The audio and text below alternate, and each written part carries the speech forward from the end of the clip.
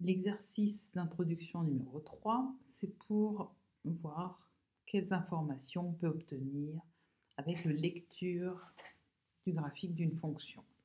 Donc on te dit que sur cette figure, le graphique qui est sur cette figure, c'est celui d'une fonction qui s'appelle f.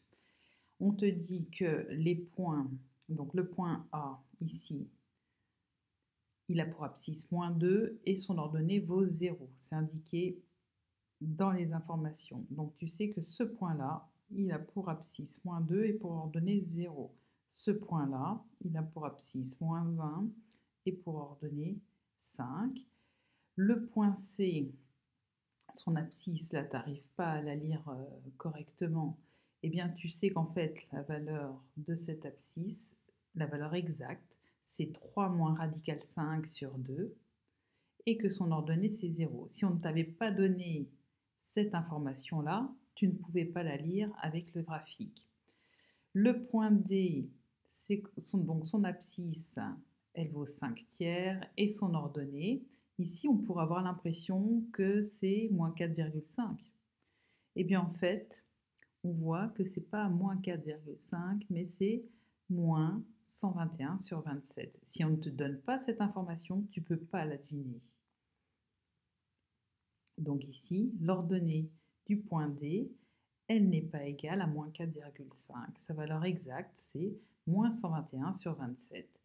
Et à nouveau, pour le point E, son abscisse, c'est 3 plus radical 5 sur 2 et son ordonnée, c'est 0. Ici, ce point-là, il n'a pas de nom, mais à partir du moment où il a indiqué de cette façon, tu peux en déduire, même si ce n'est pas donné dans l'énoncé, qu'en fait, son abscisse vaut 3 et son ordonnée vaut 5. D'accord? Mais par exemple, ce point-là, tu ne peux pas dire que son abscisse c'est moins 0,5 et que son ordonnée c'est 4. D'ailleurs, on voit qu'on ne passe pas exactement par ce point-là. Il faut faire attention. Ici, on peut avoir le sentiment qu'on passe par le point de coordonnée 1, moins 3. Il y a certaines fois où dans les énoncés, tu pourras en déduire que c'est a priori c'est une coordonnée exacte, mais dans certaines situations, en fait, quand tu ne le sais pas, quand on n'a pas indiqué par un point de façon précise, c'est que c'est des valeurs approchées, donc tu ne peux pas savoir si les coordonnées de ce point sont exactement 1, moins 3. Donc essaie d'y penser.